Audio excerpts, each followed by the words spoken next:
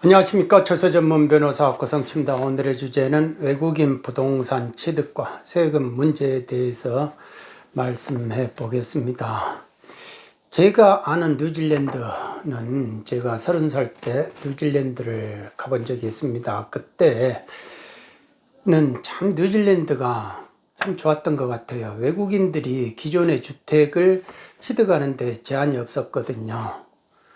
그러더라도 교민들이라든지 이렇게 이민 온 사람들이 적다 보니까 뭐 큰 문제는 없었는데, 지금은 뉴질랜드의 오클랜드가 세계에서 4번째로 주거 비용이 큰 도시가 되어버렸다. 오클랜드, 홍콩, 시드니, 그 다음에 밴쿠버, 캐나다 밴쿠버, 그 다음에 오클랜드, 이런 식으로 됐다는 거예요. 그래서 오클랜드에서 살고 있는 뉴질랜드 사람들이 이렇게 이 뉴질랜드 안에서 살다가 이렇게 밖으로 이제 밀려난다 이겁니다. 점점 이렇게 밀려나는 일이 벌어져 버리니까 거기서 이제 큰 사회 문제가 되고, 노동당이 이제 드디어 2018년부터는 외국인들이 이 주택을 못 사게끔 했다라는 겁니다. 그 법을 통과를 시켰다라는 겁니다. 그러니까 신규 주택 외에는 못 산다. 기존의 주택은 못 산다. 이렇게 돼 있는 거예요.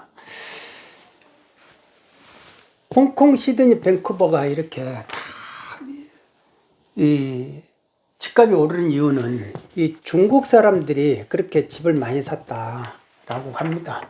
최근에도 여기 오클랜드에서 가장 그 비싼 집이 337억짜리였대요. 이거를 이제 중국 사람이 샀다고 합니다.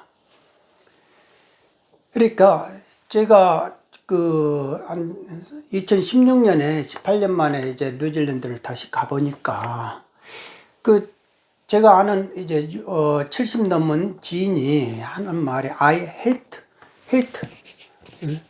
나는 싫어한다. 오클랜드 싫어한다. I love 웰링턴. 웰링턴을 좋아할 뿐이다. 라고 이렇게 말하더라고요. 그러니까 오클랜드가 저렇게 번잡해지고 가격이 높아져 버리고 옛날에 그런 뉴질랜드 모습이 없어져 버렸다. 라고 이렇게 말을 합니다.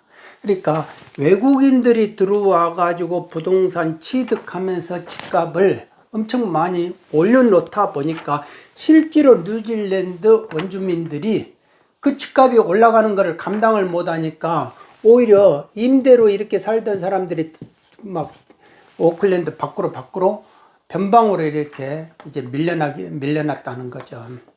이게 우리나라도 이런 일이 벌어지는 거 아니냐라는 식으로 이제 문제점을 지적하고, 그래서 외국인 부동산 취득에 관한 그거를 규제를 하자라는 식의 이제 법이 발의되기도 하고 있습니다. 이에 대해서 조금 더 알아보겠습니다.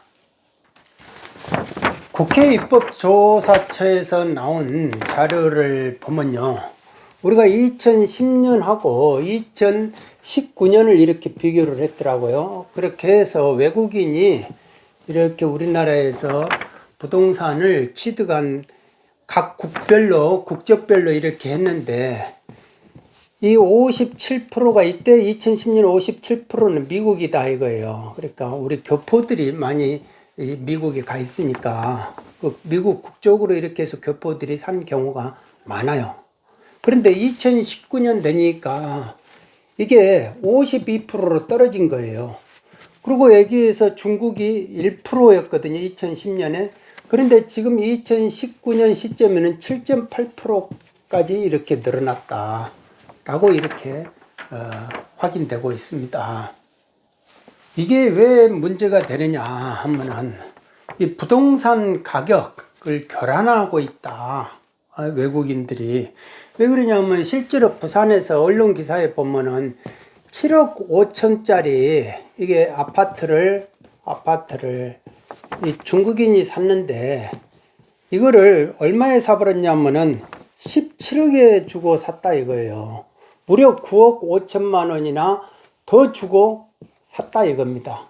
그러니까 이 아파트가 그 이후로 18억으로 거래가 됐더라 라는 겁니다. 실제로 이 부동산 전문가가 이제 상담하면서 그런 말씀을 하는데, 이게 뭐, 완전히, 이게 뭐 도박이 돼버렸다 이거예요, 도박. 부동산이.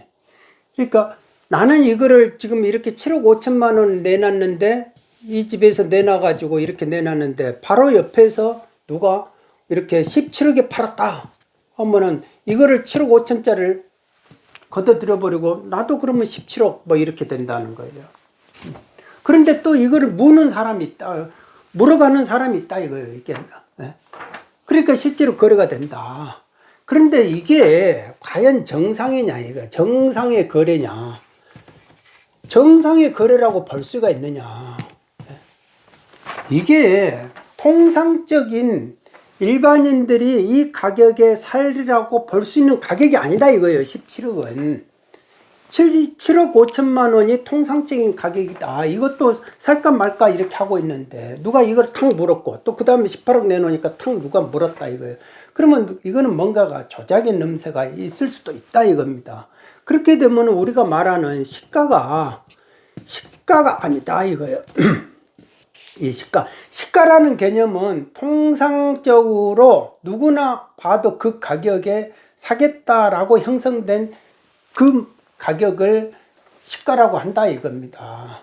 이게 우리 세법에서 나오는 시가의 개념이다라는 겁니다. 물론 세법에서는 시가 개념을 정확하게 적어 놓은 거 없어요. 그냥 판례에 의해서 시가가 이렇게 나왔는데, 중요한 거는 이게 왜 이렇게 시가가 돼버리냐면 유사매매 사례가액이라는 게 있잖아요. 유사매매 사례가액이라는 거를 이게 예전에 이제 세무 공무원 아이디어 차원에서 그 승진 차원에서 이렇게 내놓은 아이디어가 세법으로 들어가 버렸다니까요. 그러면서 이게 누가 17억 거래했네? 그거예요. 17억 거래했네. 그런데 여기서 지금 가령 이제 2월 1일 날 17억에 거래됐어요. 근데 2월 10일 날 내가 증여를 하든지 죽었어요. 사망을 했다. 네? 그러면 이게 17억이 되는 거예요. 유사매매 사례가액으로 내 상속세 이 아파트에 살던 사람이 죽어버리면은 이 17억으로 평가를 한다 이겁니다. 네, 상속재산을. 그래서 이 유사매매 사례가액에 문제가 많다는 거예요. 문제가 많다. 이거는 진짜 문제가 많으니까 그때 제가 서울청량실에 결제하러 들어갔을 때 말씀을 하시고 이거 조금 위헌 아니야 라고 우리 내부에서도 이거 위헌 아니야 라는 식으로 말을 할 정도로. 근데 이게 위헌이 되리라고 봤어요. 되리라고 봤는데 법원에서는 이게 적법하대요, 적법. 아마도 그때 이렇게 판결했던 그분들이 지금 나와가지고는 상당히 곤혹을 치르고 있을지도 몰라요, 본인들이. 자, 이게 왜 이렇게 7억 5천짜리도 17억에 살 수 있느냐. 이게 외국이니까 가능하다 이겁니다. 우리가 이제 15억 이상이 돼버리면 대출이 안 돼요. 그러니까 자기 현금 외에 없으면 이거 살 수가 없다 이겁니다.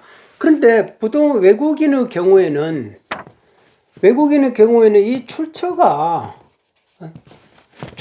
이게 확인을 하기가 쉽지가 않다 이거예요.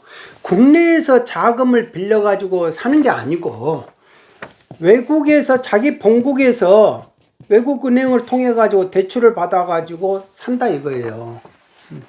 그러니까 타워팰리스 뭐 83억짜리도 중국인이 딱딱 외국에서 대출 받아 가지고 사버렸다는 거 아닙니까?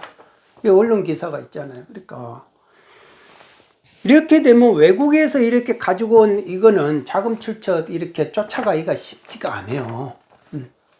그러니까 이런 식이고 또 이게 환치기로 해가지고 이게 자금을 조달하는 경우가 있다라는 거 아닙니까? 요즘은 이제 또 비트코인 이렇게 가상화폐가 있어가지고 이 전자지갑에다 뭐 넣어버리면 된다 이겁니다. 그렇게 해가지고 원화로 바꿔가지고 이렇게 산다. 그러니까 이런 환치기 수법이 또 이렇게 문제가 되는 경우가 생긴다 이겁니다. 그래서 이런 부분들이 국내 사람들은 전부 다 자금 출처 해가지고 자금 조달 계획서 내놔라 해가지고 자금 출처 이 부분에 대해서 벌벌 떨게 만들고 외국인들은 이걸로부터 좀 벗어나 있다. 상대적으로 자유롭다라는 게 그게 문제다 이겁니다. 그러면 취득의 경우에도 이러지만은 보유의 경우에는 어쩌느냐, 그리고 이 양도의 경우에는 어쩌느냐 이거죠. 그러면 우리는 1세대 개념으로 해가지고 똘똘 뭉쳐버리잖아요. 이 사람 저 사람 부모 형제 뭐 이렇게 해가지고 다 묶어가지고 세대로 해가지고 중과 때리려고 하잖아요. 그런데 이 외국인들은 어머니 아버지 친척들 다 모여가지고 다 여기에다 한국에다가 아파트를 강남 아파트를 산다. 그러면 한국 사람이 한국 국세청 그걸 어떻게 확인하냐고요. 확인 못하죠. 무슨 세대부가 있습니까? 가족관계 등록부가 있습니까? 못하잖아요. 그러니까 상대적으로 오히려 외국인은 중과를 받을 염려가 없다 이겁니다. 한국인은, 내국인은, 거주자는 그 먼지 하나까지도 훤히 보고 있는데, 그러니까 이런 부분에서 문제점이 있다라는 겁니다. 그러니까 보유나 취득이나 이런 거는 1세대로 묶어가지고 우리들은 막 다주택자는 중과해 버리잖아요. 그런데 외국인들은 다주택자여도 그걸 확인할 방법이 없다. 그런 점에서 그래서 외국인들이 들어와서 이 아파트 보유하고 취득하고 가지고 이거를 여러 채 가지고 이런 하는데 자유롭고 또 이 사람들이 이런 식으로 가격을 자꾸 높여가지고 한다 이거 아닙니까? 그러니까 이런 것들이 문제다라고 지적이 되는 거예요. 그러면 이 부분들을 어떻게 해야 될 것인가? 이 부분들을 실제로 호주 같은 경우도 2012년부터 2017년까지 이 중국 사람들이 들어와 가지고 45%를 가격을 상승을 시켜버렸대요.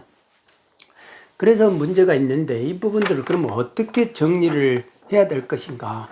우리나라는요 1998년을 기준으로 해가지고 이때는 허가제였어요. 외국인이 함부로 이렇게 우리나라 토지 부동산을 취득 못했단 말입니다. 그런데 여기는 이제 신고제로 바꿔버린 거예요. 왜? IMF가 오면서 DJ 정권 때 풀어버린 거예요. 개방화를 시켜버린 겁니다. 그런데 우리나라 세법은 거주자 비거주자 외국인하고 동등하게 적용을 해버려요. 동등하게 적용을 하는데 단지 비과세 부분하고 그 장특공 이 부분에서 차별을 두고 있는데, 그러더라도 그 사람들이 여기 와가지고 거주자화 돼버리면은 가능한 일이죠. 그러니까 그분들 입장에서는 양도할 때 어떻게든지 비과세 받아보려고 거주자화 하려고 노력을 하죠. 그래서 저런 부분에 있어서 상당 부분들이 많이 상담건들이 생긴다라는 겁니다. 그리고 이 자금 출처 부분에서 세무조사를 하는데 자금 출처만 밝혀지지만 않으면 이분들은 만사 오케이 세금 내라는 건 낸다라는 식이에요. 그러니까 이 부분들이 의외로 이 정권 문재인 정권 들어와가지고 중국의 사람들이 그 부동산 취득이 상당히 활발해졌다라는 거는 통계가 나오고 있습니다. 라는 거. 그래서 앞으로 이 부분들이 어떻게 이제 정리가 돼야 되는가 이런 문제점이 있기 때문에 이제 입법으로 또 한번 정리를 해볼 필요가 있다. 저는 그런 생각을 해보고, 특히 이 부동산 가격을 인위적으로 올려가지고 유산매매 사례계약으로 잡아가지고 거주자한테 그거를 적용시키는 거는 그거는 진짜 불합리한 거다라는 겁니다. 그러니까 저는 항시 주장하지만은 유산매매 사례가액은 없애버려야 된다. 그 폐지해야 될 것이다. 해야 된다라는 겁니다. 오늘은 여기까지 하겠습니다. 여러분 모두 건강하시기 바랍니다. 감사합니다.